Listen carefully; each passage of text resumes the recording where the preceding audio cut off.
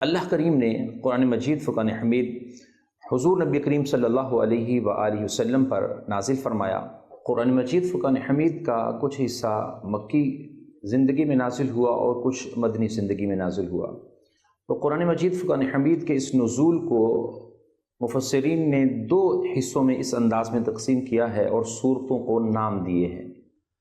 وہ صورتیں جو قبل ہجرت نازل ہوئیں ان کو مکی صورتیں کہا گیا، اور اسی طرح وہ صورتیں جو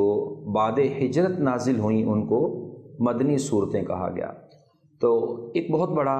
امت کے اندر یہ ایک شبہ رہتا ہے کہ مکی صورتیں کون سی ہیں، مدنی کون سی ہیں۔ تو اس میں عمومی طور پر لوگ یہ سمجھتے ہیں جو شہر مکہ میں صورتیں نازل ہوئیں، قرآن نازل ہوا وہ مکی ہے، جو مدینہ میں نازل ہوا وہ مدنی ہے۔ حالانکہ اس کو یوں سمجھ لیجئے کہ جو قبل ہجرت جتنا قرآن نازل ہوا وہ سارا کا سارا مکی ہے، اگرچہ کہ وہ مکہ شہر میں نازل ہوا ہو یا مکہ کے باہر کسی سفر میں نازل ہوا ہو۔ اسی طرح جو بعد ہجرت نازل ہوا وہ مدنی ہے،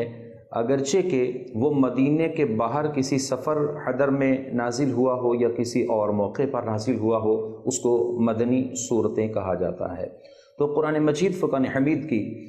فضائل اور اس کی برکات کی طرف جائیں تو اللہ کریم نے قرآن مجید فرقان حمید کی ایک ایک صورت بلکہ ایک ایک حرف میں نیکیاں رکھی ہیں، برکتیں رکھی ہیں۔ نبی کریم صلی اللہ علیہ وآلہ وسلم کا ایک فرمان یہاں آپ کے سامنے عرض کرتا ہوں۔ آقا دو جہاں صلی اللہ علیہ وسلم نے ارشاد فرمایا کہ الف لام میم، حضور علیہ السلام نے یہ تین حرف تلاوت فرمایا میں نہیں کہتا کہ یہ ایک حرف ہے، بلکہ فرمایا الف الگ حرف ہے، لام الگ حرف ہے، میم الگ حرف ہے، ہر حرف پر 10 نیکیاں ہیں، تو الف لام میم پڑھنے والے کو 30 نیکیاں عطا کی جائیں گی۔ تو حضور نبی کریم صلی اللہ علیہ وآلہ وسلم نے قرآن مجید فرقان حمید کی تلاوت کرنے والے کو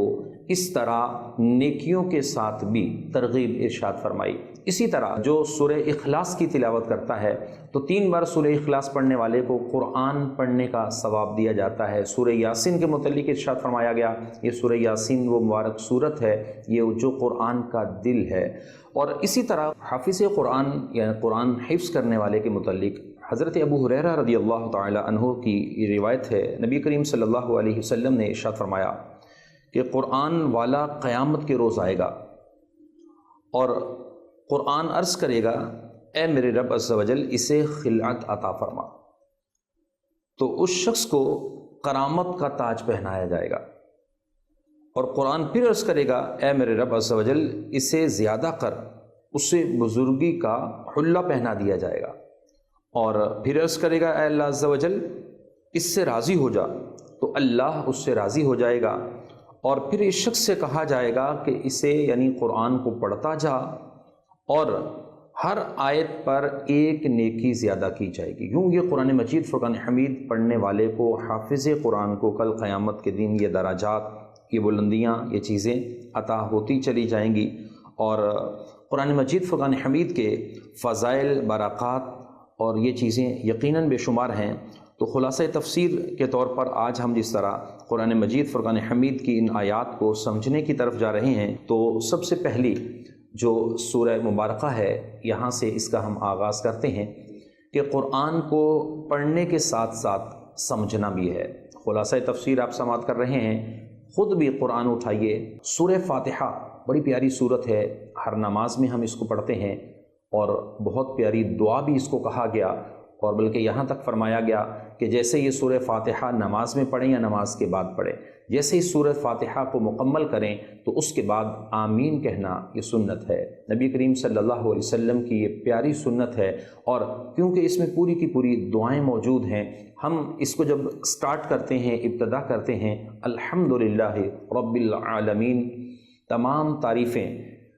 اللہ تعالیٰ کے لیے جو تمام جہانوں کا پالنے والا ہے۔ تو اللہ تعالیٰ کے لیے جب ہم اس طرح یہ حمد و ثنا کر رہے ہوتے ہیں تو اس مبارک صورت کے اندر کیا کیا چیزیں ہیں، کتنے کلمات ہیں، کیا کچھ ہیں، آئیے ہم اس کو سماعت کرتے ہیں۔ سورہ فاتحہ کو پہلے جان لیجئے کہ یہ سورہ فاتحہ مکی ہے، اور بعض روایات کے اندر اس کے متعلق ارشاد فرمایا گیا کہ یہ سورت 2 مرتبہ نازل ہوئی، قبل ہجرت بعد ہجرت، اور اس طرح بھی اس کو بیان کیا گیا تفسیر خازن میں کہ یہ سورت جو ہے وہ مکے میں بھی نازل ہوئی، مدینہ میں بھی نازل ہوئی، یوں اس کو مکی اور مدنی دونوں کہا جاتا ہے، لیکن معروف یہ ہے کہ سورۃ الفاتحہ مکیہ، تو سورہ فاتحہ ہے۔ اور اب سورہ فاتحہ کی آیات کی ہم بات کریں، 7 آیتیں ہیں، 1 رکوع ہے، 27 کلمے اور 140 حروف اس سورہ مبارکہ میں موجود ہیں۔ اور سورہ فاتحہ کو فاتحہ کہنے کی وجہ کیا ہے؟ اس سورہ کو سورہ فاتحہ کہنے کی مختلف وجوہات بیان فرمائی گئی ہیں۔ پہلی وجہ کیا ہے؟ سورہ فاتحہ سے قرآن پاک کی تلاوت شروع کی جاتی ہے اور اس سورت سے قرآن پاک لکھنے کی ابتدا بھی کی جاتی ہے، اس لیے فاتحۃ الکتاب یعنی کتاب کی ابتدا کرنے والی سورت اس کو فرمایا گیا۔ اسی طرح ایک اور وجہ جو بیان کی گئی، اس سورت کی ابتدا میں الحمدللہ ہے، یعنی الحمدللہ سے اس کی ابتدا ہوتی ہے، تو اسی مناسبت سے اس کو حمد والی سورت، اللہ کی حمد بیان کی گئی ہے، تو اس وجہ سے بھی اس کو سورہ فاتحہ کہا جاتا ہے۔ اور سورہ فاتحہ قرآن پاک کی اصل ہے، اسی بنیاد پر، اسی وجہ پر ام القرآن، ام الکتاب اور سورہ فاتحہ کا اس کو نام دیا گیا۔ یہ سورت نماز کی ہر رکعت میں رکھی گئی ہے، اور اس سورہ مبارکہ کو 7 مثانی یعنی بار بار پڑھی جانے والی سورت بھی کہا گیا ہے۔ اور اس سورت کو اور جو مختلف نام دیے گئے، سورہ کنز کہا گیا، سورہ وافیہ کہا گیا، سورہ کافیہ کہا گیا، سورہ شفا کہا گیا، سورہ شافیہ کہا گیا، سورہ دعا کہا گیا، سورہ تعلیم المسئلہ اس کو کہا گیا، سورہ سوال کہا گیا۔ تو یوں یہ سارے نام اس مبارک سورت کے ہیں، اور سورہ فاتحہ کے بے شمار فضائل و برکات بھی ہیں کہ اللہ تبارک و تعالیٰ عز و جل نے اس سورہ مبارکہ میں چونکہ ایک دعا بھی رکھی ہے۔ اس سورہ مبارکہ کے اندر سورہ فاتحہ کی ہم بات کریں تو اس میں جو مضامین بیان کیے گئے ہیں، اس سورت میں اللہ تعالیٰ کی حمد و ثنا کو بیان کیا گیا ہے۔ اسی طرح اللہ تعالیٰ کے رب ہونے، اس کے رحمان اور رحیم ہونے، اور مخلوق کے مرنے کے بعد دوبارہ زندہ کیے جانے، قیامت کے دن کے اعمال، جزا، سزا، مالک یوم الدین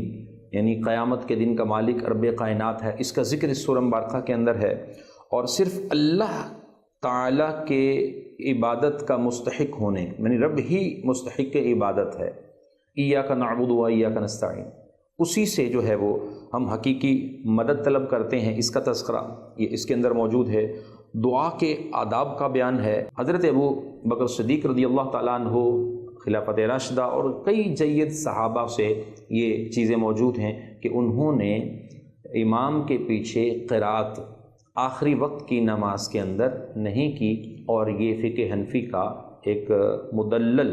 جو ہے وہ اور مستند مسئلہ موجود ہے، اور اسی پر الحمدللہ عمل کرتے ہیں۔ تو سورہ فاتحہ کے اس خلاصہ تفسیر کو ہم نے ایک مختصر انداز میں مختلف جزیات اور چیزوں کے ساتھ سننے کی ہم نے کوشش کی ہے۔ مکمل تفصیل کے ساتھ آپ خلاصہ تفسیر کے ان دروس کو آپ سنتے رہیے، انشاءاللہ عز و جل۔ اس کے بعد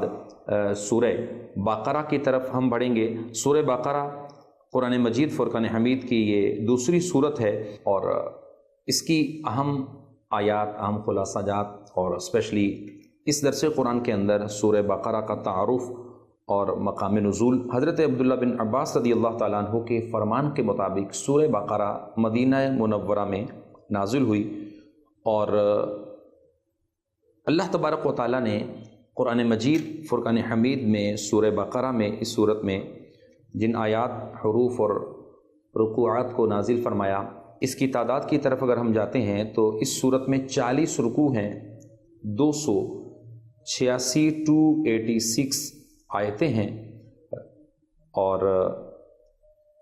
6121 کلمات ہیں، اور 25500 حروف ہیں۔ اب اس پوری تفصیل کے بعد ہم اس سورہ بقرہ کی وجہ تسمیہ کی طرف جائیں تو عربی میں بقرہ گائے کو کہتے ہیں، اور اس سورت کی 8ویں 9ویں رکوع کی آیت نمبر 67 سے 73 تک بنی اسرائیل کی ایک گائے کے واقعے کا ذکر ہے، اسی مناسبت سے اس کو سورہ بقرہ کہا گیا ہے۔ اللہ تبارک و تعالیٰ کے پیارے حبیب صلی اللہ علیہ وآلہ وسلم نے ارشاد فرمایا، قرآن پاک کی تلاوت کیا کرو کیونکہ وہ قیامت کے دن اپنی تلاوت کرنے والوں کی شفاعت کرے گا۔ اور روشن صورتیں یعنی سورہ بقرہ ہے، سورہ آل عمران ہے، فرمایا اس کو پڑھا کرو کیونکہ یہ دونوں قیامت کے دن اس طرح آئیں گی کہ جس طرح دو بادل ہوں یا دو سائبان ہوں، تو اور پھر اس طرح فرمایا کہ پرندوں کی تاروں کی طرح یہ دونوں صورتیں اپنے پڑھنے والوں کی شفاعت کریں گی۔ سورہ بقرہ پڑھا کرو کیونکہ اس کو پڑھتے رہنے میں برکت ہے، نہ پڑھنے میں ثواب سے محرومی اور حسرت ہے۔ یہی نہیں بلکہ فرمایا کہ جادوگر اس صورت کا مقابلہ نہیں کر سکتا۔ تو یہ سورہ مبارکہ بہت ہی اللہ تبارک و تعالیٰ عز و جل کی رحمتوں برکتوں کا منبع ہے۔ اس سورت کو گھر میں پڑھتے رہنا چاہیے۔ تلاوت قرآن جس گھر میں سورہ بقرہ کی ہوتی رہے وہ گھر جو ہے وہ برکتوں سے خالی نہیں رہتا۔ جب بھی سورہ بقرہ کی تلاوت شروع کریں تو کوشش فرمائیں کہ روزانہ ایک بار اگر سورہ بقرہ گھر میں تلاوت کر رہے ہیں تو 7 دن مسلسل اگر آپ سورہ بقرہ کی تلاوت کا معمول رکھتے ہیں تو اللہ کے فضل و کرم سے جادو آسیب اور ہر طرح کی چیزوں سے وہ گھر جو ہے وہ محفوظ رہے گا اور برکتیں بھی ہوں گی۔ اور سورہ بقرہ کو مزید ارشاد فرمایا گیا، حضور نبی کریم صلی اللہ علیہ وسلم کا یہ فرمان ہے کہ اپنے گھروں کو قبرستان نہ بناؤ، اور شیطان اس گھر سے بھاگتا ہے جس میں سورہ بقرہ کی تلاوت کی جاتی ہے۔ اور اس سورہ مبارکہ کے اندر جو ہے وہ تبدیلی بیت المقدس سے یعنی قبلہ کی جو تبدیلی ہے، بیت المقدس سے خانہ کعبہ کی طرف رخ کر کے نماز پڑھنا، اس کا بھی ذکر ہے، اور بھی کئی سارے مضامین اس مبارک صورت کے اندر موجود ہیں اور اہم واقعات بھی ہیں۔ تو اللہ تبارک و تعالیٰ عز و جل کی بارگاہ میں ہم یہ دعا کرتے ہیں کہ رب کائنات ہمیں قرآن مجید فرقان حمید کو سمجھ کر عمل کی توفیق عطا فرمائے۔ اللہ نگہبان۔